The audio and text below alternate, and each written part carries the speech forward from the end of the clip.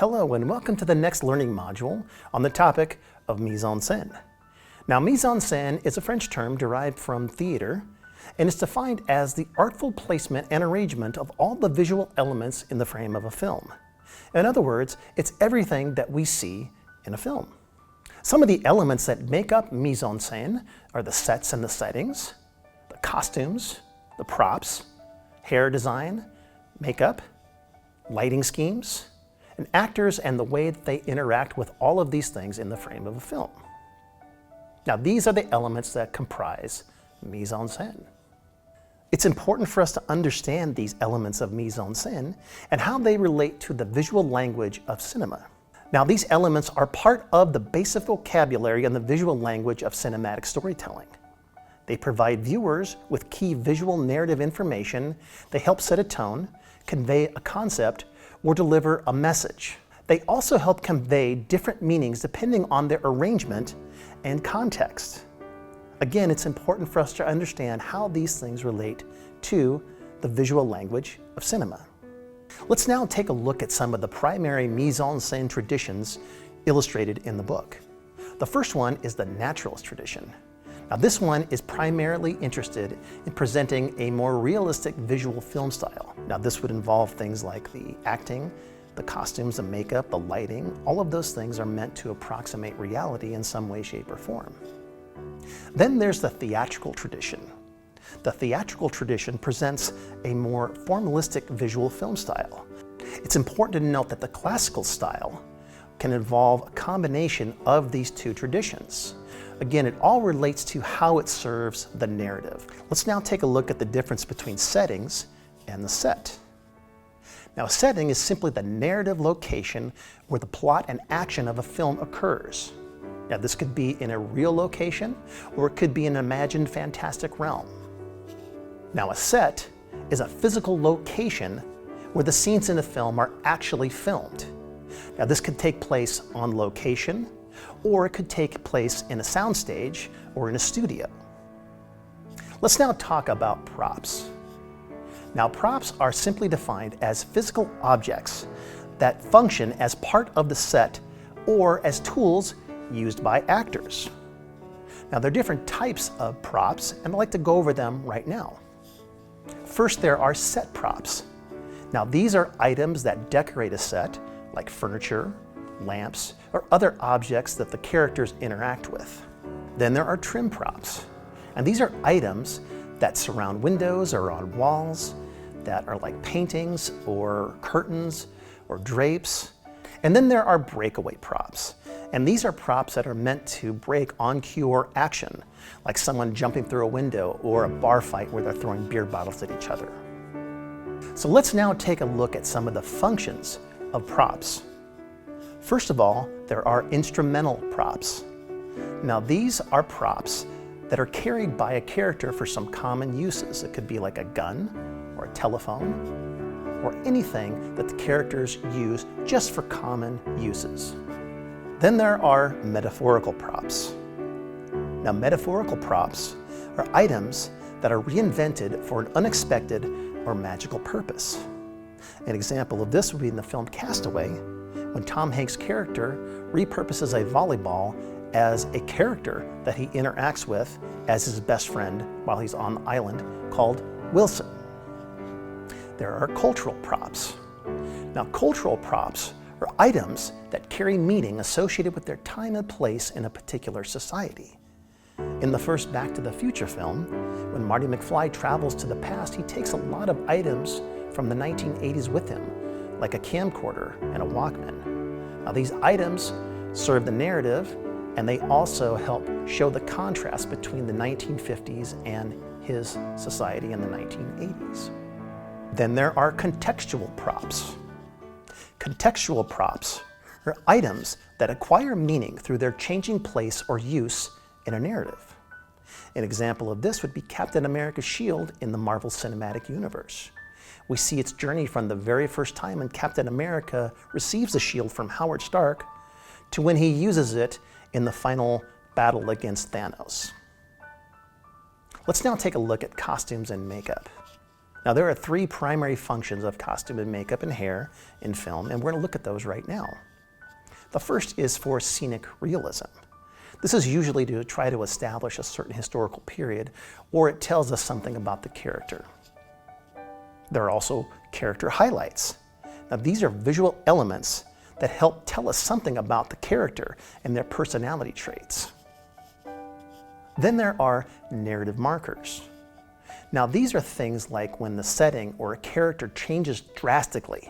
Now, usually that drastic physical change indicates an internal change or a thematic change. Let's now take a look at lighting sources and the qualities of light, starting with the difference between natural and artificial light. Now, the main way to distinguish between the two of them is the color or the color temperature. Natural light tends to have more of a blue or cooler tone to it, while artificial light tends to have more of an orange or warmer color to it. Now, as you can see with this graphic, there is a full range of color temperatures depending on the different lighting sources.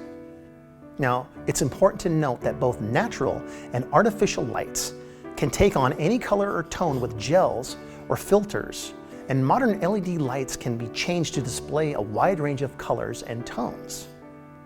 Let's look at some of the qualities of light, specifically intensity. We'll look at the difference between hard light and soft light. Now, hard light is defined as light that is undiffused and produces hard edges, distinct shadows, and high contrasts. An example of this is from this interrogation scene in the film Laura. Conversely, there's soft light. Now, soft light is diffused, and it has a low contrast with reduced edges and shadows, and produces more of a flattering effect, as you can see in this image from the film Shutter Island. Let's now take a look at some of the different lighting styles commonly used in film. We'll start with the difference between low-key lighting and high-key lighting. Low-key lighting is when there's a high contrast of light and shadow. It's also known as chiaroscuro lighting. Now, this produces a more dramatic or tense scene, as you can see in this example from the film Casablanca. Then there's high-key lighting. Now, high-key lighting is the opposite of low-key lighting. This is where there is very little contrast between light and shadow. The scene is usually more evenly lit, and it's used to create more of a natural or normal tone, and it's often used in comedy scenes and films, like you see in this image from Back to the Future. Let's take a look at some different directional lighting techniques used in film. The most commonly used one is a three-point lighting scheme. Now, this has three sources of light coming from different directions in the scene. The first is the key light, which is the primary source of light. Then there's the fill light, which helps balance the key light. And then there's the backlight, which can be used to either separate the subject from the background or help create a halo around the subject. An example of the three-point lighting scheme is in this image from the film Inglourious Basterds. Other directional lighting strategies that are used to highlight a particular scene or character would be things like front lighting, backlighting, side lighting, or underlighting. And again, they're all used to help enhance the narrative or draw attention to a certain element in the frame. Let's now move on to acting and performance. We'll start with looking at some basic terms in the world of acting. So an actor is simply defined as the flesh and blood person who embodies and performs a film character through gestures and movements. Performance is defined as an actor's use of language, physical expression, and gestures to bring a character to life. Blocking is referred to as the arrangement and movement of actors in relation to one another and the physical space on the set. Let's take a look at some of the acting roles in film. Stars are famous actors that are used to bring in audiences and to bring a certain personality to a role in a film. Leading actors can sometimes be stars, but sometimes they're lesser-known actors that serve as the main character. There are supporting actors who often serve as companions for the lead actors. Then there are extras. Now, these are actors who don't have any speaking roles and are simply meant to populate the background. Let's now look at some of the different actor types, starting with character actors. Now, character actors are actors known to play a distinctive type, usually in a supporting role. Some examples of this are Paul Giamatti, Jennifer Coolidge, and Danny Trejo. Then there are method actors. And method actors are actors who immerse themselves completely in a role. Marlon Brando is a great example of this, and Daniel Day-Lewis is another more modern example of a method actor. Then there are chameleon actors.